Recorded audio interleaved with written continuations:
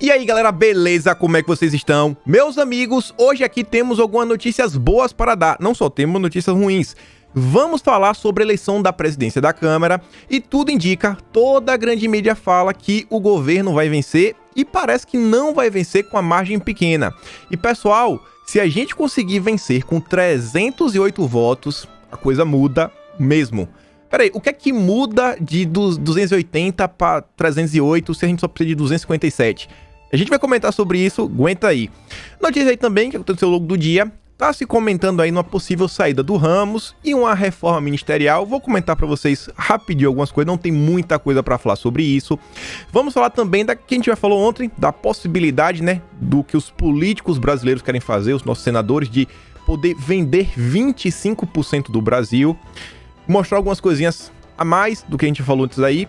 Vamos falar também sobre o desgovernador João Dória. Esse daí só nunca tem coisa boa pra falar, né? Mas hoje tem até uma mais ou menos, porque a população de São Paulo, pelo menos em algumas cidades, resolveu não acatar as ordens do desgovernador e o pessoal tá seguindo a vida daquele jeito, né? Não tá 100% normal, mas tá seguindo. Temos algumas coisas pra falar hoje sobre educação, porque ninguém fala das nossas crianças, né? Elas não reclamam, mas pessoal, a coisa é séria também. E desmentir algumas narrativas e mostrar a opinião do povão sobre nosso presidente Jair Messias Bolsonaro. E vejam só, matéria do Globo, do Lauro Jardim, o fofoqueiro de Brasília, que fala o seguinte, ó. A última missão de Ramos como chefe da Secretaria de Governo. O ministro Luiz Eduardo Ramos deve deixar a articulação política do governo e ser transferido para a Secretaria-Geral. Porém, tem que cumprir sua última missão, eleger Arthur Lira à presidência da Câmara.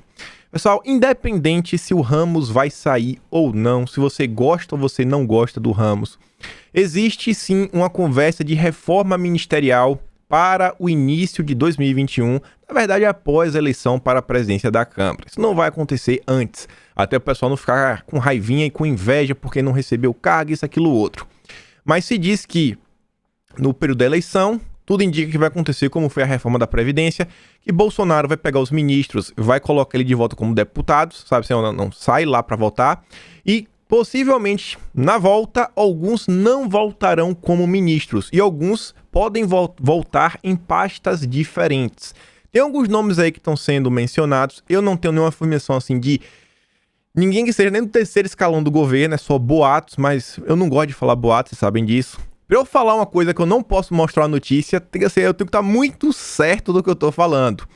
Então, mas alguns ministros, algumas pastas, um ministro aí que já passou por algumas pastas, parece aí que ele pode assumir o lugar do Ramos.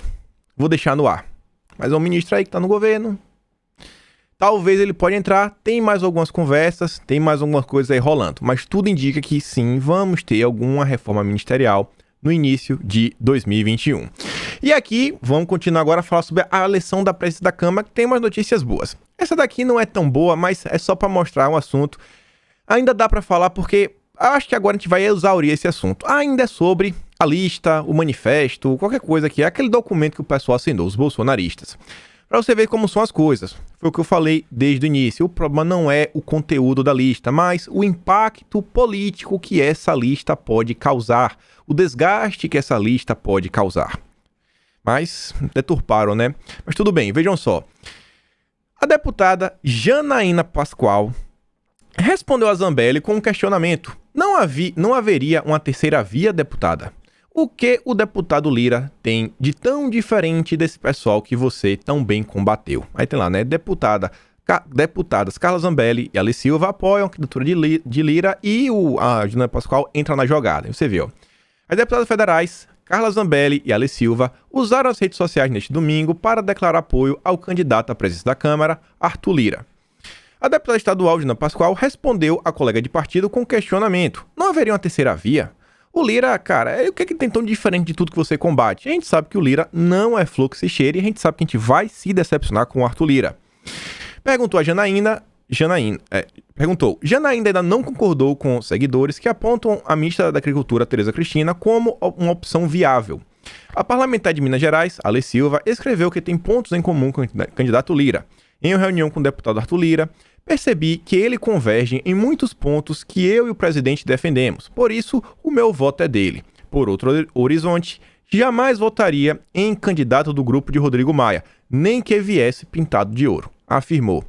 Só para mostrar, né, todo o desgaste que vem trazendo. Uma simples movimentação. Na política, nem tudo, sabe, é o que está no papel. A gente tem que olhar as consequências das nossas ações. É só para mostrar, né? E a grande mídia cai em cima e vai, mas eu acho que agora esse assunto está resolvido. O Vitor Hugo também veio aceito para falar o seguinte, ó. Nós não conseguiremos vencer todas as batalhas de uma vez. Neste momento, temos que derrotar Rodrigo Maia e seu grupo esquerdófilo. Não é difícil de entender. E para mim, acho que para desenhar a explicação, ele já desenhou, eu vou explicar o desenho, eu acho que ele está falando o seguinte, não dá para a gente fazer tudo que a gente quer, e nesse momento, com a base que nós temos, os instrumentos que nós temos em mãos, o tempo hábil, que é menos de um mês, é meio difícil a gente conseguir viabilizar um nome para o governo de verdade, sabe? Você colocar um bolsonarista como presidente da Câmara. É basicamente impossível. É aquela velha história. Como conseguir os 257 votos? Então ele fala a coisa que eu acho que é o mais sensato, que é o quê? Focar em derrotar o candidato de Rodrigo Maia. O candidato de Rodrigo Maia, que é o candidato de Rodrigo Maia e de toda a esquerda. A gente vem repetindo isso daí dias e dias e dias. E uma coisa interessante também que teve ontem nas redes foi o deputado Daniel Silveira, nosso policial militar aí do Rio de Janeiro, que fala o seguinte, ó. Eleições da Câmara Federal em 2005 e uma lição. Presidente Jair Messias Bolsonaro. Link na íntegra. E ele coloca lá um discurso de Bolsonaro. E ele fala o seguinte, ó. Em 2005...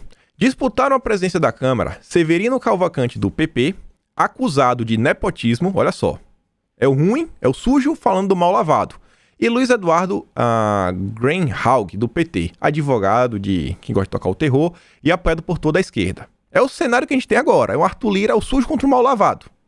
2005. O então deputado federal Jair Messias Bolsonaro, num de seus melhores discursos, desequilibrou e decidiu as eleições pró-Severino, o cara que era a oposição ao PT. Hoje ocorre algo semelhante. De um lado, o candidato de Rodrigo Maia, rejeitado em todo o Brasil e declaradamente contrário às pautas conservadoras e armamentistas, e apoiado pelo PT, PCdoB, PSOL e todo o restante da esquerda.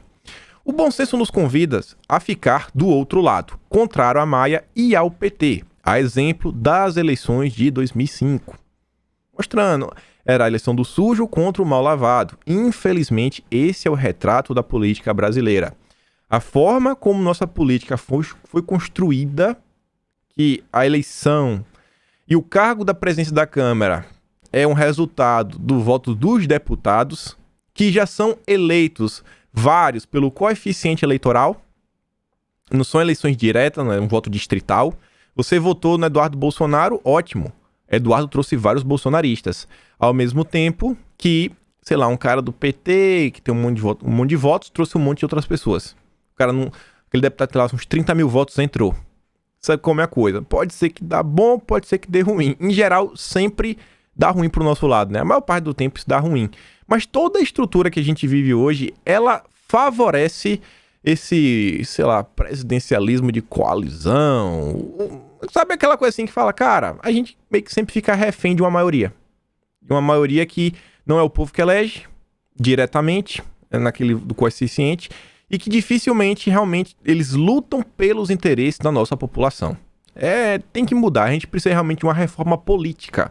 Isso que precisa no Brasil, uma reforma política, sabe? O deputado vai entrar, o que tiver mais votos, aí entra.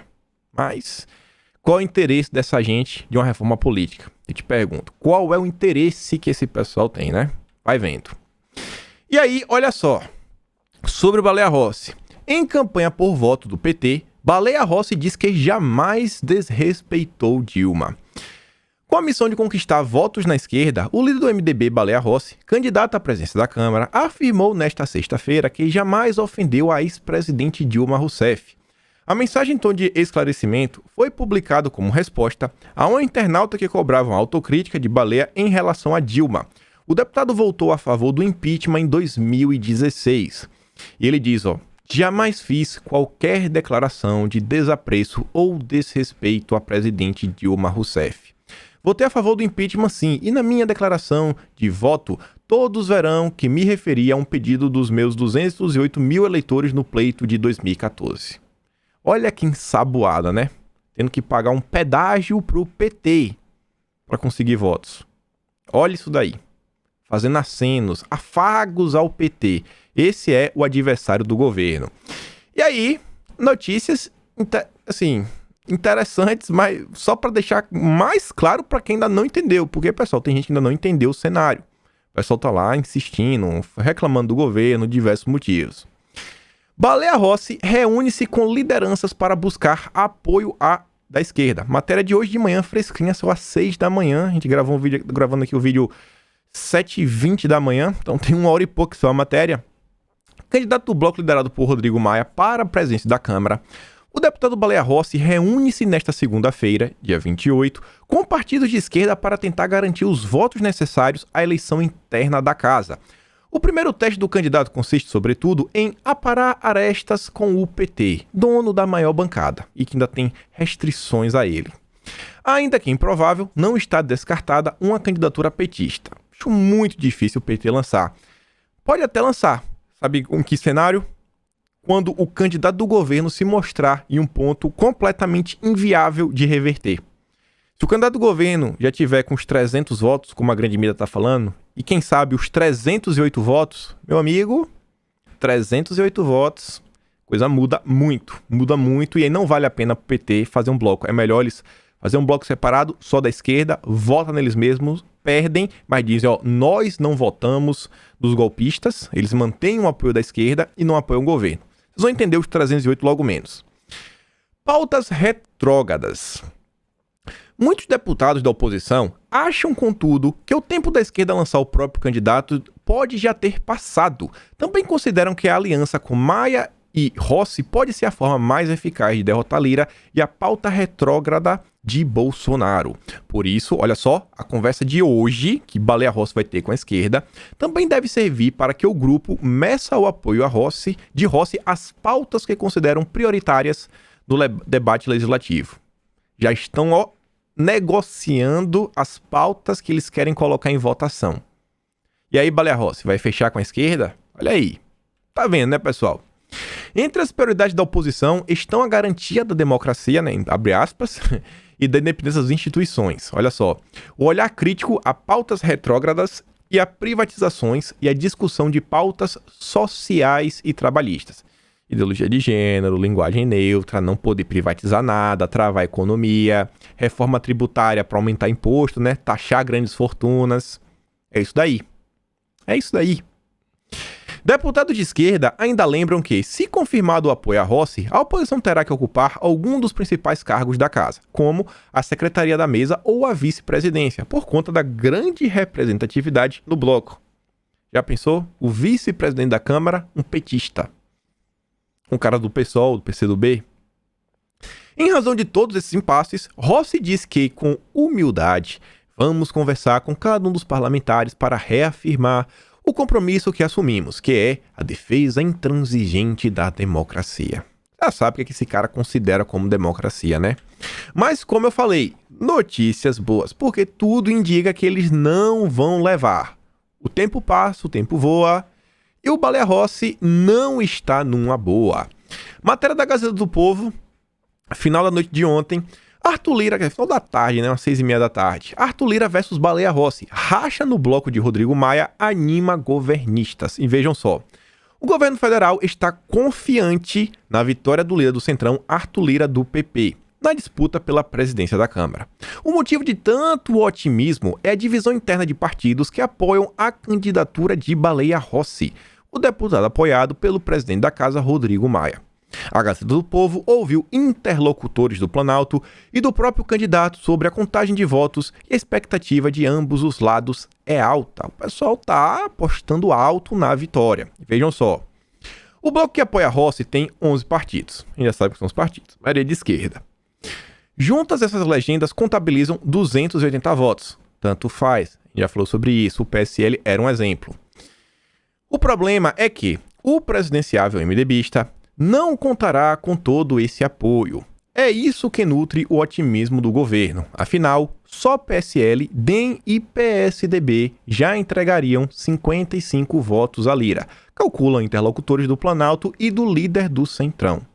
A conta leva em consideração a já conhecida divisão interna do PSL. Vejam só, dos 53 deputados do partido, do PSL, Lira e o governo contam com 25 votos dos chamados deputados bolsonaristas. Falei que era 24, hein? Minha matemática tá boa, não tá não? Tá bem aceitável. Aí enquadram-se até mesmo os votos de parlamentares suspensos, pois, segundo o regimento interno da Câmara dos Deputados, a suspensão de um congressista não limita a sua atuação legislativa na eleição presidencial. Para quem não sabe, vários dos nossos deputados bolsonaristas não estão fazendo tudo que a gente, assim, eles poderiam estar rendendo mais se eles não estivessem suspensos. Vários deles estão suspensos e não conseguem nem utilizar a estrutura partidária. O PSL, né? PSL. Com 29 votos dos dissidentes da esquerda, número que Lira acredita poder ampliar, o candidato governista chegaria a 289 votos. O número, entretanto, pode ser maior. Vejam só, o líder do Centrão mantém diálogo próximo com o Podemos, que eu já tô falando há quanto tempo que o Podemos vota com a gente. Quanto tempo que eu tô falando? A deputada federal Renata Abreu, e por isso conta com 10 votos dos parlamentares do partido. Assim, sua campanha chegaria a 299 votos. E ainda teremos mais. Vamos passar dos 300. Desconfiante um interlocutor de Lira. E pessoal, vencer com 308 votos é muito importante. Muito importante. Vocês vão entender, Mas olha só os números. Tem 55, dos 55, 25 é do PSL. Então sobra 20 aí, DEM e PSDB. E eles contam aí que tem mais 29 do pessoal da esquerda. Então, 20 com 29 dá 49. Eu falei que era 24 do PSL, tá falando que é 25. Então, na matemática, vê só, 49 com 50, porque eu falei 25, 24 do PSL, então contando 25. Então, 20 do DEM, mais 29 da esquerda, mais 1 do PSL, que eu só contei 24, 50. Ó a matemática. A matemática tá boa, hein? Matemática tá boa. Mas aqui o meu tá dando 89, que eu não tô considerando alguns votos que o pessoal está contabilizando lá. Mas olha aí. E até hoje, você já viu a grande mídia falar do Novo? A gente nunca concluiu o Novo. Eu fico assim, às vezes chateado, porque tem muita gente que fica querendo tratar você como se você fosse um torcedor. Eu falo, cara, aqui não é o meu voto. Eu tô passando os números que eu tenho. E o tempo vem passando, eu acho que esses números vieram se confirmando. O que é que vocês podem falar, né? Quem tá aqui assistindo os vídeos, nossa tabelinha pouco mudou desde o início da eleição para a presidência da Câmara. Pouco mudou. Tá lá. O PSL tá aqui, ó, pra quem quiser ver, o 24. É aquela tabela que a gente tá aí há muito tempo. Muito tempo. Mas você deve estar perguntando, tá, e os 308 votos? Que horas a gente vai falar deles? A gente vai falar agora. Olha só. Rapaz chamado Felipe Eduardo. Ele é um advogado. Vez outro ele escreve uma coisa interessante. Vez outro eu trago uma coisa aqui dele. Ele escreveu uma que eu vou utilizar o texto dele para fazer uma analogia para os 308 votos. Ele fala o seguinte, ó. Quem consegue a maioria para eleger um presidente na Câmara, com um pouco mais de força, consegue aprovar naquela casa o impeachment do presidente. É um pouquinho de força, um pouco mais. Uma vez aprovado lá, o Senado não reverterá o resultado. Portanto, se você é eleitor do presidente, apoie o candidato dele. Para quem está dizendo que essa sempre foi a desculpa, cabe esclarecer que, diferente do que se propaga, a popularidade do presidente cai a cada dia. Basta ver o engajamento dele nas redes. Quando a popularidade cair de vez, a porta para o impeachment estará aberta. Sim, sem ele estará pior. Será pior. Eu acho nula a possibilidade de impeachment, nula. Com a base que Bolsonaro tem hoje, não passa, não tem número. Ainda que consiga, não consegue mais do que 300 votos por nada, zero. Não tem capacidade de impeachment, não tem chance nenhuma, zero. Mas ele tá falando uma coisa interessante. Se você já vence com a maioria, para você conseguir uma gordurinha a mais, não é tão difícil. Porque numa eleição como essa, ainda que muitos deputados votem no Baleia Rossi, pode existir algumas matérias na Câmara que eles votem junto com o governo. Eles só não querem que o candidato do governo vença, mas algumas matérias eles podem votar a favor. Podemos votar juntos. sabe? Não sou tão oposição assim. Tipo assim, o pessoal do DEM. Eu sou oposição, mas a depender, se for uma reforma tributária com muita conversa, a gente pode votar junto com o governo. E o que eu quero falar, pessoal? Na Câmara, você tem algumas quantidades. Você tem algumas coisas que você precisa de maioria simples. Como é a maioria simples? Se você tiver um quórum suficiente de votação, eu não sei quanto é o quórum mínimo, mas, por exemplo, tem 300 deputados, 300 é o mínimo, tipo assim, o mínimo, maioria simples é o quê? 151. Tem um a mais. Tem outros que são a maioria absoluta.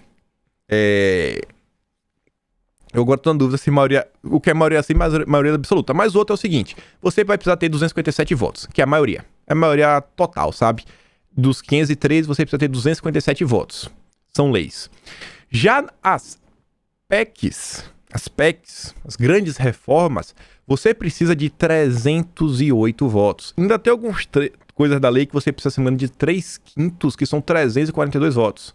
Você lembra do 342? Então, vejam só, se Bolsonaro vencer com 308 votos, ele vai estar passando uma mensagem, não pra você, não pra mim, porque a gente é... Quem é a gente na fila do pão? Na boa, quem é a gente? Somos nós. Mas Bolsonaro e o governo como um todo vai estar passando uma mensagem pra a indústria, pro comércio, pros bancos. É o seguinte, ó, eu hoje tenho maioria para aprovar qualquer reforma no Brasil. Então, é o momento que os lobistas, eles chegam no governo e falam, peraí, coloca o tapete vermelho, Bolsonaro, chega aqui, cara, chega aqui. Então, essa reforma tributária, eu sou do setor de serviços, a reforma lá do Baleia Rossi, cara, não tá boa pra mim. Me ajuda aí, porque ele sabe que a reforma do governo vai passar, que o governo já venceu com 308 votos. Vai colocar uma reforma, vai passar também.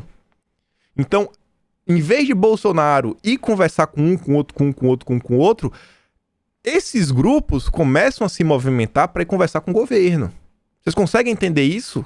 Então, a vitória com 308 votos manda uma mensagem. Manda uma mensagem para vários setores ao redor do Brasil, que o governo tem o controle da Câmara, aprova o que quiser.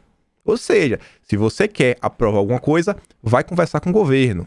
E tente ajudar o governo, beleza? Tente ajudar. Quem sabe no momento de Bolsonaro falar, cara, tu quer me ajuda? Faça com que a economia volte. Faz a economia voltar, beleza? Manda um recadinho pro João Dória. Mas eu acho que tá explicado. E aí teve uma postagem ontem que eu acho bem interessante pro momento que a gente vem vivendo, que foi do Mave e Robô. E o cara fala o seguinte, ó. Eu analiso todos os que criticam, os que apoiam. O momento é de apoiar nosso presidente. Só Deus sabe o que ele passou e passa. Cada um reage de uma forma. A narrativa que estão construindo é de que Bolsonaro está perdendo força. Sabemos que não é verdade. Bora mudar esse país. Quem dura mais vence. Divergências existirão. Faz parte. Ninguém é gado aqui. Às vezes até assim, ó, velho, no final, quer me chamar de gado? Chama, cara. Chora mais aí, chora mais, chora mais. Continuo apoiando aí, velho. Os pilares de sempre. E aí, continuando aqui o assunto, a gente falou sobre a questão da possibilidade de vender um quarto do Brasil, né? Mourão, que faz questão de falar sobre tudo, até agora não se pronunciou. Inclusive, o Renato pergunta, ó, o Mourão já se pronunciou sobre a venda de 25% do território brasileiro para os estrangeiros? Até agora nada, né? E você vê, o Mourão, é ele que tá lidando principalmente com a questão da Amazônia, né? Vocês lembram disso? Uma das funções do vice-presidente que Bolsonaro que entregou. Antônio Hamilton Mourão, tudo pela Amazônia. A sociedade confiou no governo Bolsonaro e nós daremos a resposta que ela espera. Gente, já pensou 25% da Amazônia sendo vendida? Mourão. E você vê que, olha só, uma das primeiras ações de Flávio Dino, à frente do consórcio da Amazônia Legal, será buscar uma aproximação com Mourão, coordenador do Conselho da Amazônia. A intenção é que estados ajudem na confiança... Desculpa. Que os estados ajudem na recuperação da confiança internacional. Confiança e depois pega essa confiança e loteia a Amazônia. Eu não confio no Flávio Dino. Não sei o que é que vocês sabem, mas, cara, comigo não. Comigo não. Hoje não, Flávio Dino. Hoje não. E Mourão, tô de olho. E aí, vejam só, né? Olha só, liberais. O Stolink, aquele liberal brasileiro, curtia muito o MBL, não sei se ainda curte, veio aí nas redes se pronunciar sobre essa questão, sabe? De você poder vender um quarto do Brasil. Ele fala o seguinte, ó. A postagem abaixo, de um anônimo, apoia o PL 2963/2019, que regulamenta a aquisição de terras no Brasil por estrangeiros e critica aquele pessoal que não gosta de imigrantes, né? Que estão se pronunciando contra. Quero dar os parabéns para este anônimo. O cara fala, ó, é um grande burrice, é um tremendo retrocesso, parece até coisa de petista. O estrangeiro que comprar terras aqui não poderá levá-la embora. E para comprar, trará dinheiro para o país. A terra ele não pode levar. Agora o que está debaixo da terra ele pode, né? Já pensou? Comprar uma terra cheia de ouro embaixo, lá em Roraima. Hã? Eita! Cheia de petróleo. Me engana, hein? Me engana. Ou talvez criar fazendas enormes. Quebrar o agro brasileiro, né? Porque isso é só para exportar para um determinado país. Olha a mentalidade do liberal. No mais, se o proprietário, seja onde for, pagar impostos em dia e respeitar a legislação, qual o problema? Qual o problema, né? Esse pessoal só pensa no dinheiro. A mente, ó, é assim, ó. É assim, ó. É inacreditável. Existe uma direita burra, estatista e paranoica que ainda vai fazer mais mal ao Brasil do que o PT. O próximo passo poderá ser a proibição de estrangeiros comprarem ação ou deter controle de empresas brasileiras. E por aí vai, anota aí. Beleza, parceiro, eu sou estatista. Se ser contra vender um quarto do Brasil é ser estatista, eu sou estatista, beleza? Então vamos estatizar tudo. Se for isso daí, então vamos estatizar tudo. O cara não consegue entender o que é a defesa da soberania nacional. Um quarto do país não é seu. É uma piada o tamanho da mente dessa galera. E aí, olha só, olha a resposta dele sobre capitalismo e comunismo, que trouxe lá foi o Rafael Lorenzoni. O cara fala o seguinte, ó, não existe aqueles que pensam nos seus próprios interesses. Ele fala, sim, no capitalismo cada um cuida dos seus próprios interesses. O comunismo não gosta que cada um cuide dos seus próprios interesses. Essa é a leitura, essa que é a verdade, pense nisso. Olha a visão do cara do que é capitalismo e comunismo. Olha o que é a visão do cara do que é capitalismo e do que é comunismo. E aí você vê, ó, olha só essa matéria que saiu junta com o que está acontecendo no Brasil. O Renato fala o seguinte, ó. Uma pitada de marketing para disfarçar o problema de abastecimento alimentar que o Partido Comunista criou. Gente, eu não sei se ainda já chegou a passar, mas já era a maior população do mundo, o país mais populoso do mundo. É mais de 1 bilhão de habitantes, mais de 1 bilhão. E não tem as terras férteis que o Brasil tem, nem o nosso vasto oceano. Projeto de lei deles contra desperdício visa garantir segurança alimentar. Né? O Comitê Permanente da Assembleia Popular Nacional começou a discutir um projeto de lei nessa terça contra o desperdício de alimentos. O objetivo do documento é garantir a segurança alimentar da população. Já pensou, gente? Vocês vão poder comprar 1 quilo de carne por mês. Essa é a meta. Racionamento de comida.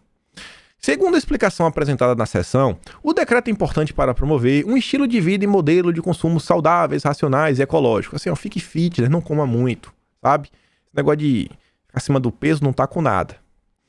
No projeto, os legisladores aprofundam as políticas que o país tem adotado nos últimos anos em uma tentativa de estabelecer um mecanismo de longo prazo para prevenir o desperdício de alimentos.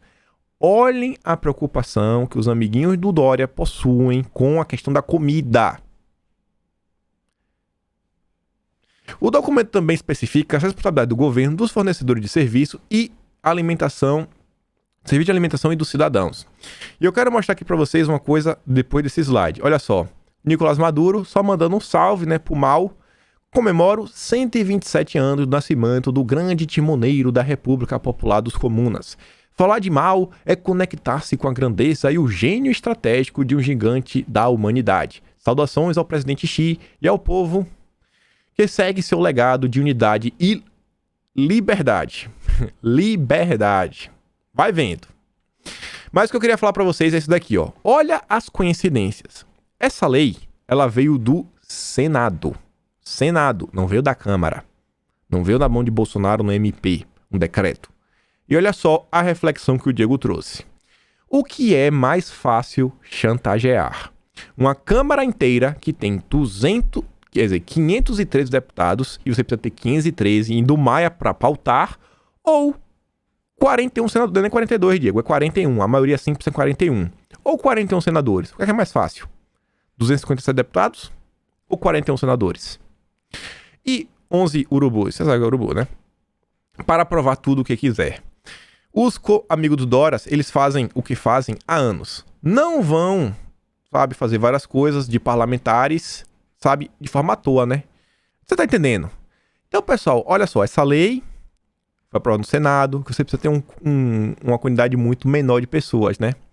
E eu ouvi uma história que uma das pessoas aí que tá envolvida diretamente com essa lei, sei lá, tem a ver... já ouviram falar, sabe o grilo? Sabe o que é um grilo? Aquele que faz cri, cri, cri, cri. Pensa assim, grilo, mercado de imóveis, tem uma coisa que você já viu? Uma palavra similar a grilo, grilho, agem. Fica por aí, não quero falar demais pra depois vocês sabem, né? E vejam só, gravei um vídeo ontem lá no nosso canal secundário, Talking Show, lá minha jornada para comprar um terno, gravei a cidade, muita gente falou, cara, cadê o pessoal aí de máscara, tudo? Eu falei, cara, aqui é aglomera Austrália. E aí no dia de ontem esse vídeo aqui rolou nas redes, todo mundo ficou assim, eu não acredito. Aqui foi no shopping, lá em Sydney, olha só. Quem assistiu o meu vídeo, eu tô gravando na rua, ainda faço umas piadas, falo aqui, galera, tá todo mundo seguindo os protocolos do seu João Dória, que foi Sydney. Esse é um recado pra vocês, cara, que é na Austrália, a vida segue normal. Mas piadas como no Brasil, que o pessoal fala, né, os absurdos, acontecem ao redor do mundo. Você vê, ó, essa praia aqui não é segura, por favor, dá licença, você não pode ficar na areia. Você vê, né, o cara tá sozinho, porque isso acontece no Brasil. E onde é que eu quero chegar? Vejam só, banhistas se aglomeram sem máscaras na areia de Capão da Canoa. Olha só, pessoal, aglomera Brasil, o povo não aguenta mais.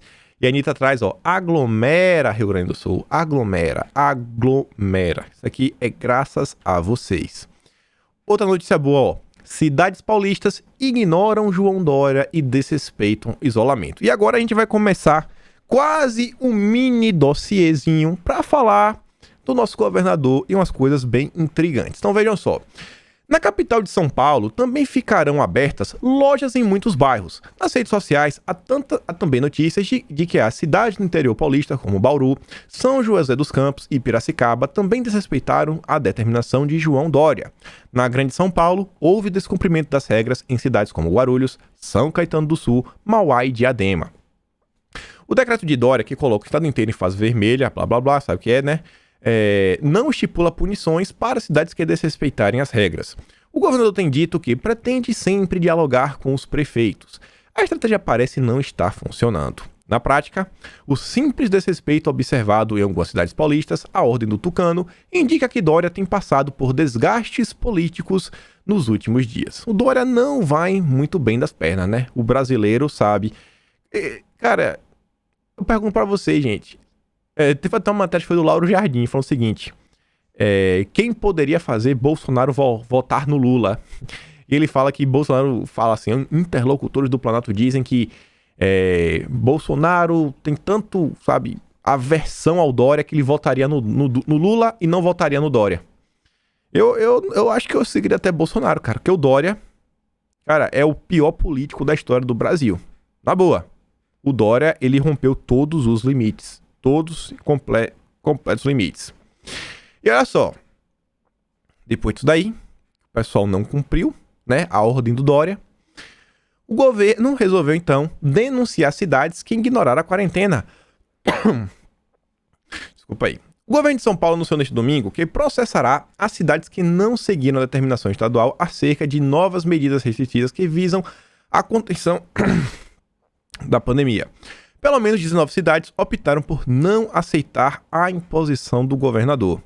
O secretário estadual de Desenvolvimento Regional, olha isso aqui agora, Marco Vignoli, confirmou que as cidades desobedientes serão notificadas e poderão responder judicialmente pelo descumprimento. Eu não grifei isso aleatório. Marco Vignoli, grava o nome que a gente vai falar dele. Eu já falei dele aqui no passado, que as pessoas não assistiam muito o canal. Na época que o canal era pequenininho, devia ter uns 40 mil inscritos. A gente fez um dossiê sobre a nova Rota da Seda. A gente vai comentar algumas coisinhas que a gente já comentou no passado. Segundo o secretário, uma lista das cidades notificadas foi enviada ao Ministério Público. As prefeituras que não aderiram à determinação estadual manterão a cidade na fase amarela, onde bares, restaurantes, academias, salão de belezas podem abrir com algumas restrições. E aí você vê como são as coisas, né? G1, dia 15 de abril. Supremo decide que estados e municípios têm poder para definir regras sobre isolamento. Mas o Dória não quer aceitar isso, porque para o Dória apenas o governador pode determinar, né, os rumos do estado. E eu falei para vocês sobre o Marco Vignoli, né? A gente está terminando o ano e tem um caso que ainda não foi solucionado. Se lembra dos pichadores de São Paulo? Isso aconteceu em abril, lá dia 15 de abril. Na época o Edson Salomão fez uma thread, o pessoal que escreveu, né? Bolsonaro assassino, sabe o que é, né? Aquela palavra, não pode falar. E aí o pessoal meio que aí tava no Celtinha, pela placa o pessoal conseguiu encontrar. E naquele momento se descobriu que eles tinham ido encontrar com o Marco Vignoli. Ou pelo menos foi a denúncia feita pelo Major Meca, Douglas Garcia, Gil Diniz, os deputados da direita paulistana. Eles falam isso daí. Esse pessoal foi se encontrar com o Marco Vignoli. E aí isso nos deu a ponta do fio, que na época a gente puxou e a gente começou a saber que era o Marco Vignoli.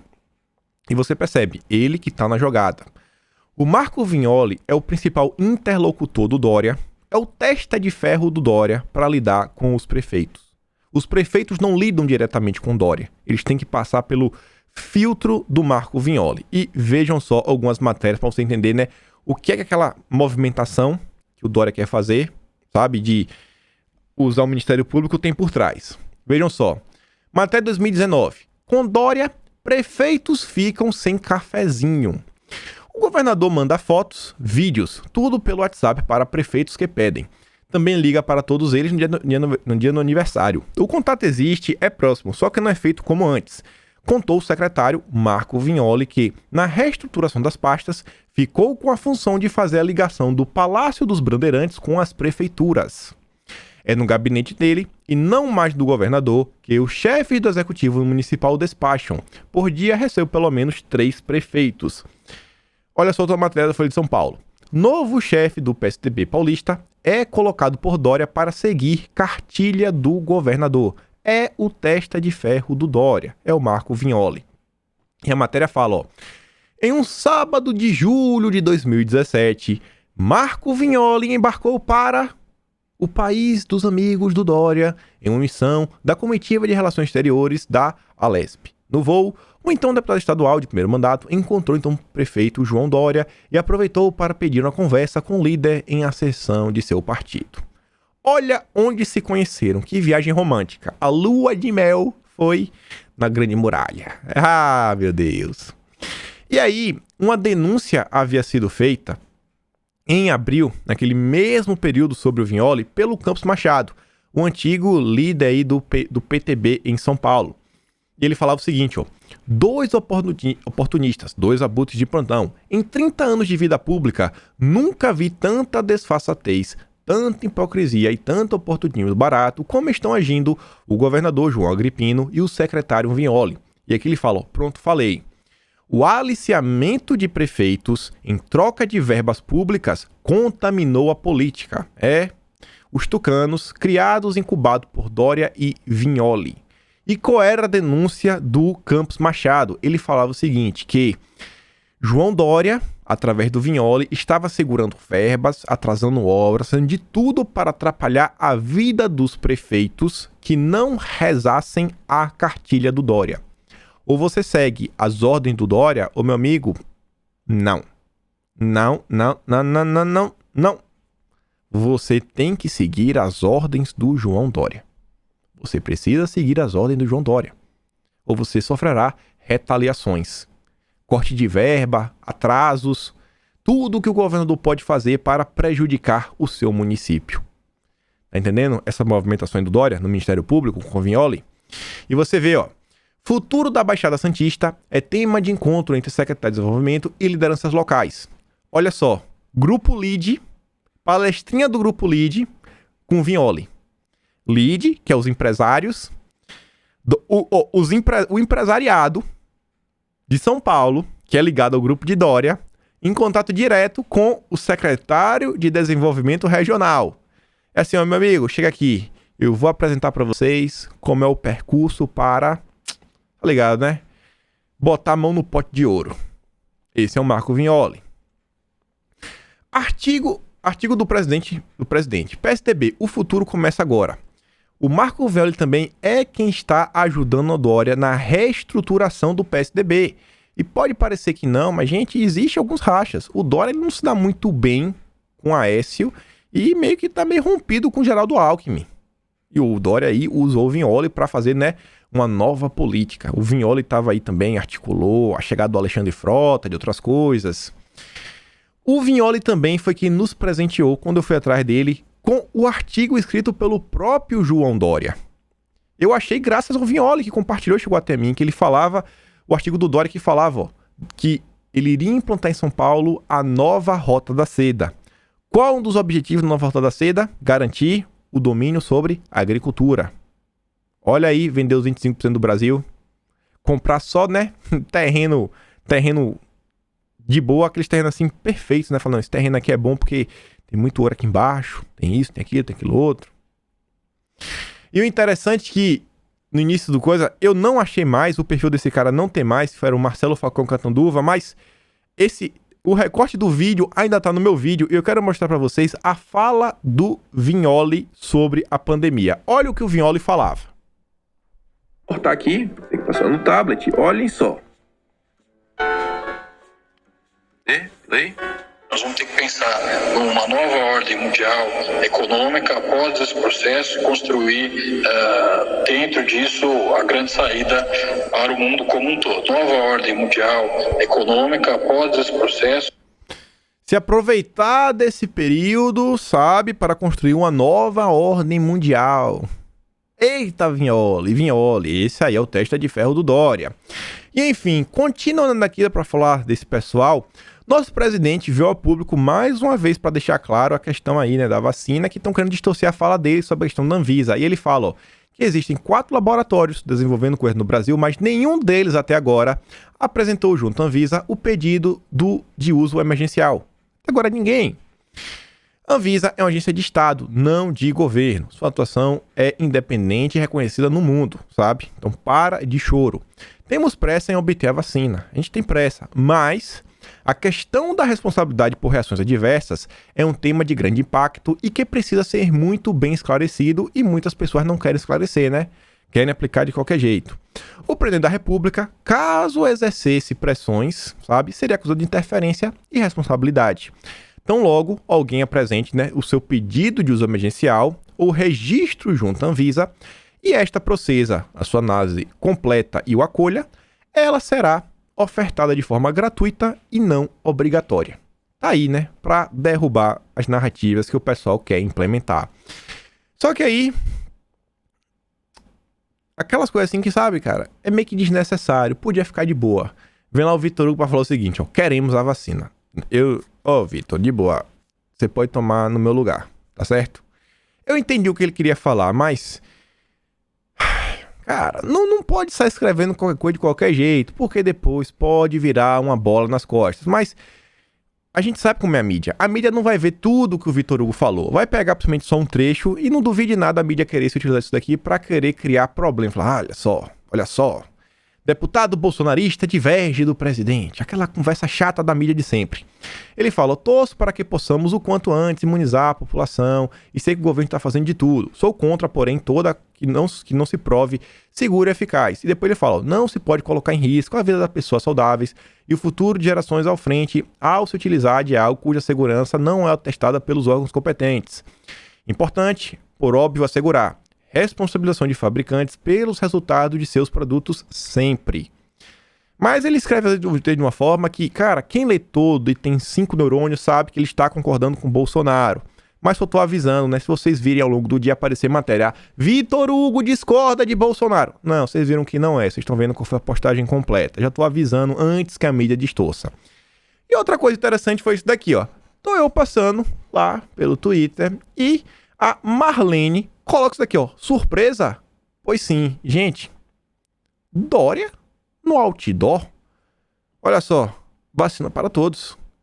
Mas sabe o que é interessante? Isso daqui foi em Campo Grande, Mato Grosso do Sul. Dória está rompendo as fronteiras dos estados. Dória está aparecendo em Mato Grosso do Sul. E você vê, foi tão absurdo que a revista Oeste fez uma reportagem sobre isso. Ó. Na capital do Mato Grosso do Sul, Dória aparece em outdoor pró-vacina. A imagem do Tucano aparece em outros 10 outdoors na capital do estado com a frase, né, vacina para todos. De acordo com o site Campo Grande News, a empresa de publicidade Top Media MS é responsável pela divulgação. A companhia nega que a propaganda seja política, mas um meio de conscientizar as pessoas. Não tem nada de política, nada. Olha só, gente, as fotos. Isso aqui é até foto da capa.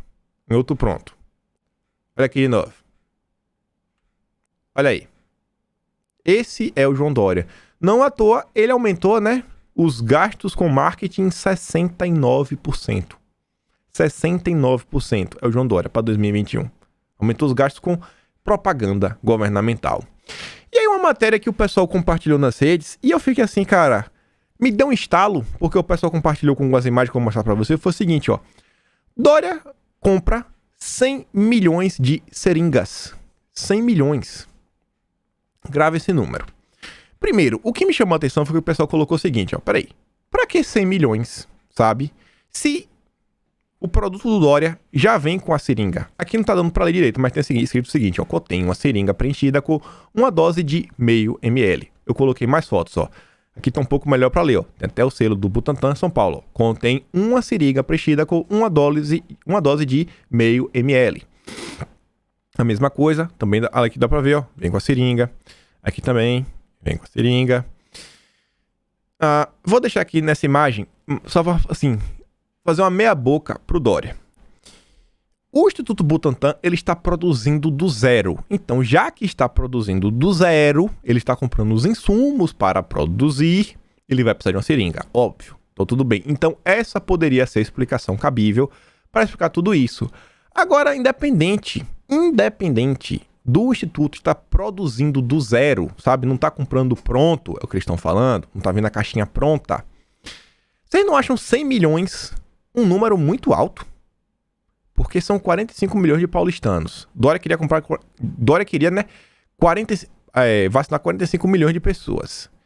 São 2 doses, então seria 90 milhões. Então, na pior das hipóteses, tem 10 milhões de seringas a mais. Não tem algo estranho, gente, nessa matemática, sendo que o Instituto Butantan não vai conseguir produzir 100 milhões de doses no ano que vem? Pra que comprar tanta seringa agora? Estranho, hein? Essa licitação aí tá bem estranha, hein, Dona Dória? E o Renato fala o seguinte, ó. O estado de São Paulo é o fiel da balança. Se o severo projeto, sabe, de lockdown cair por aqui, todos os demais projetos cairão pelo Brasil. Eu tô trazendo isso aqui porque isso aqui foi de 8 de maio de 2020, para deixar mais um convite pros paulistanos. Vocês viram o que aconteceu no Amazonas, vocês viram o que aconteceu em Búzios e Montes Claros. Não custa nada, né? Acontecer na Grande São Paulo. Não custa nada. E aí, pessoal, vejam só. Bolsonaro certo mais uma vez. O Atalaia BR traz o seguinte, ó. Março. Ao contrário do que disse Bolsonaro, passado de atleta não é garantia de proteção. Rádio Tatiaia. Pesquisa do FMG mostra que a prática de exercícios diminui o risco de internação. Bolsonaro estava certo mais uma vez, né? E aqui um assunto, gente, relacionado que a gente não fala muito porque o grupo mais afetado não tem voz, que são as crianças. As crianças não têm voz, cara, a gente sabe disso. Olha só, sem ir à escola, crianças esqueceram o nome da professora e como escrever o próprio nome. E a Elisa diz, ó, parabéns à turma do Fique em Casa. Gente, as crianças esqueceram o nome da professora e como escrever. Quero botar só uns trechos da matéria, ó. Com a mãe trabalhando fora e sem um adulto em casa, Rafaela não tinha celular para assistir às aulas ou quem ajudasse nas atividades do kit impresso distribuído pela prefeitura. Ela não aprendeu nada e ainda esqueceu o que sabia. No começo do ano, ela estava escrevendo o próprio nome e depois foi esquecendo. Conta a mãe de 22 anos. Isso é a realidade, gente, muito brasileiro. Passa o dia fora trabalhando e o filho às vezes fica sozinho. Fica em casa. A economia a gente vê depois. E as crianças? As crianças também, né? Deixa pra depois.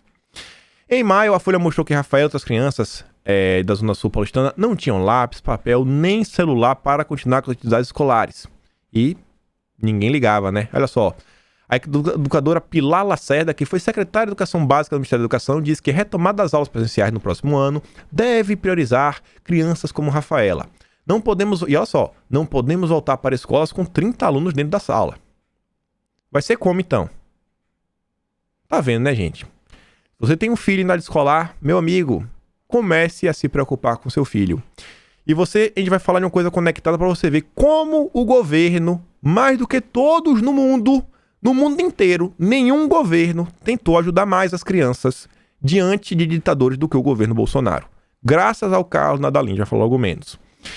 Todo mundo sabia que uma parcela não iria acompanhar, mas pouco foi feito para dar as condições adequadas às crianças. Eles já sabiam, e mesmo assim eles fizeram lockdown. E outra matéria, ó, isolamento social pode prejudicar o desenvolvimento da fala de crianças. Por quê? Porque elas não interagem, elas não brincam, elas não falam com outras pessoas, ó.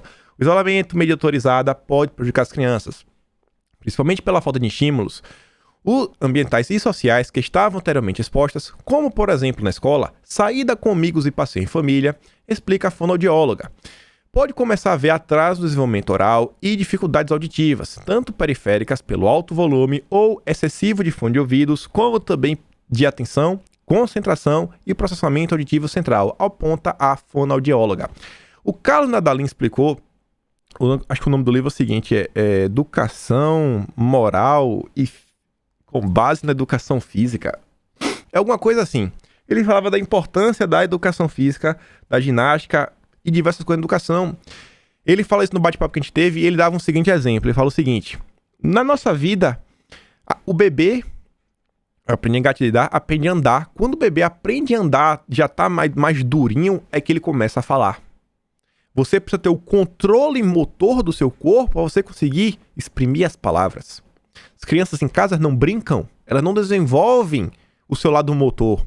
E aí ele fala da Grécia Antiga, fala de diversas coisas, de como é importante, sabe, o trabalho, as brincadeiras, a ginástica para as crianças aprenderem. As crianças não estão tendo. O Nadalim está fazendo tudo isso. E quer saber como é que o Nadalim está ajudando, e foi o governo que mais ajudou? Foi isso daqui, ó. Nadalim, muito obrigado. E você vê uma coisa, ó.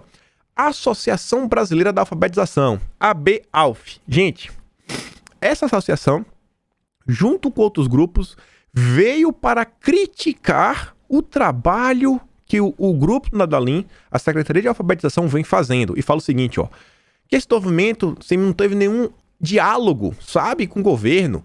E ele tá reclamando o seguinte, ó, que o governo primeiro faz um monte de coisa assim, cara, que são absurdos, como o tempo de aprender, depois o Conta Pra Mim, PNLD 2022, Educação Infantil Distorcido. E recentemente a adaptação e disponibilização do Grafogame. Olha só, gente, que governo. O governo fazendo Grafogame. Pra que fazer Grafogame? Ainda fez, olha só, como o governo ousou lançar o programa de alfabetização baseada na ciência. Feito em parceria com a Universidade do Porto, Instituto Politécnico do Porto. A raiva desse pessoal é porque é o seguinte, porque o Nadalim está deixando a entender, sabe, que os estudos brasileiros, as coisas que a academia brasileira está desenvolvendo não prestam. Nada produzido no Brasil presta. Esse é o que o Nadalim está falando. E aí você vê, ó, olha só. Este programa aponta 5 objetivos segundo a notícia da Agência Brasil, que é o ABC, Alfabetização Baseada na Ciência, o ABC, olha só. Olha que programa ruim. Atualizar os conhecimentos dos professores alfabetizadores sobre evidências científicas, identificar as necessidades de formação dos professores alfabetizados relativamente ao ensino da leitura e escrita. Meu Deus, que governo malvado. Promover o uso de ensino de leitura e escrita eficazes e baseado nas evidências científicas. Meu Deus, o governo se baseia em evidências, em coisas que funcionam, não nos trabalhos desenvolvidos nas universidades federais, da galera que gosta de botar fogo no orégano. Olha só, 4. Capacitar professores para fazer planos baseados nas mais recentes evidências científicas. E 5. Disponibilizar professores em conjunto de recursos úteis no ensino inicial de leitura. Falou, Por esses objetivos do programa, verifica-se haver uma forte voz da negação de todo um conjunto de construtos teóricos e práticos acerca da alfabetização e se tenta fazer crer que a ciência brasileira não é ciência. Oh, meu Deus, nada produzido no Brasil presta. E eles citam lá um tal de Araújo. Olha o nome da tese do Araújo, olha só. Estrangeirismo e complexo de Gulliver. Não, nada produzido no Brasil presta. Só o do exterior que presta. E você vê, ó, Associação Nacional de Pós-Graduação em Educação, Alfabetização, Leitura e Escrita, Associação Nacional pela Formação dos Profissionais de Educação. Olha a quantidade de pessoas que se opõem ao governo. Gente, o programa Conta Pra Mim foi o que o governo fez para que você que é pai conseguir alfabetizar o seu filho em casa e melhorar a capacidade de diálogo. Gente, a quantidade de palavras que seu filho escuta e sabe falar, sabe? Em famílias que os pais leem para os filhos e dialogam e discutem a historinha, perguntei o que você entendeu, é absurda. E foi história para ler, já com como ler, livro para criança colorir e para se interessar pela história. Colocaram o toquinho para contar as histórias, se o pai tiver sem tempo, bora as crianças dar play. O grafogame, a criança aprender a ler e escrever pelo celular, jogando um joguinho interessante, não aquele negócio chato. Qual governo fez isso? Os governadores trancaram tudo, mas o governo falou, o que a gente puder fazer, a gente fez. Tudo que podia ser feito para tentar driblar um pouquinho as ações dos ditadores foram feitas. Aí, mas, como é? Associação Brasileira de Alfabetização é contra as medidas do governo. Tinha uma coisa aqui que... Não, peraí, isso aqui ainda vale a pena mostrar, olha só. Pra você ver como são as coisas. Por outro lado, nenhum desse grupo fala disso, ó. Pra fechar o ano com chave de ouro, esse rapazinho tá com 41 milhões de inscritos. E ele fala o seguinte, é um dado interessante. Só há 35 milhões de crianças no Brasil.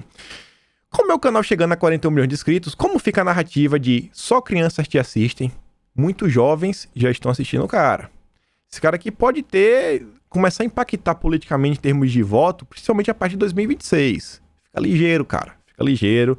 Esse seu filho não tá assistindo, né? Ir pra aula não pode. Então ele fica em casa assistindo algumas pessoas, né? E aí, olha só. Isso aqui também vale a pena mostrar, dá tempo ainda. A batalha moderna não usa tanques e balas, mas sim palavras e desinformação, propaganda e manipulação. Não estamos lutando em trincheiras e campinas, mas em cada coração e mente de nossa nação. A civilização ocidental está sob ataque e o fim será a nossa liberdade ou escravização. Tinha algumas coisas aqui a mais que também não deu pra mostrar hoje ainda, mas amanhã eu mostro. Cara, teve muita coisa que vocês viram hoje aqui. Tem mais de 70 notícias, o vídeo completo. A gente comenta amanhã, sem falta. Eu acho que vou deixar pra postar os especiais dessa perspectiva lá pro dia 30 e 31. Acho que na verdade é 30, a partir de 31, porque eu vou precisar do dia 1º. O início do dia eu vou acordar tarde, então eu vou precisar do final do dia 1º, dia 2, pra pegar as últimas notícias de dezembro pra poder fazer o terceiro especial. E aí eu quero soltar tudo de uma vez só, sabe? Todo. Eu não quero deixar nenhuma notícia de fora. Então, fico por aqui. Quem chegou até aqui no final, eu nunca peço no início, eu acho chato ficar no início do vídeo, mas que chegou até aqui, cara, puder curtir, compartilhar, me ajuda a chegar a 400 mil, me ajuda! O Felipe Neto tá com 41 milhões. Eu não tenho nem 10%. Não tenho nem 1%. 1% eu não tenho. Porque 1% seria 410 mil. A meta é ter 1% da audiência do Felipe Neto. Me ajude. Olhe o tamanho de minha insignificância. Brincadeiras à parte. Muito obrigado, pessoal. Vocês estão chegando até aqui. É isso aí. Quem quiser se tornar membro, torne-se membro. Aqui tá o canal de cortes. Pra quem reclama que os vídeos é grande, que é o recorde do vídeo, tá aqui. Instagram, Telegram. Tô usando mais o Instagram, vocês estão vendo lá. Tô postando várias stories ao longo do dia. E é isso. Grande beijo, abraço, tamo juntos e valeu, meus amigos.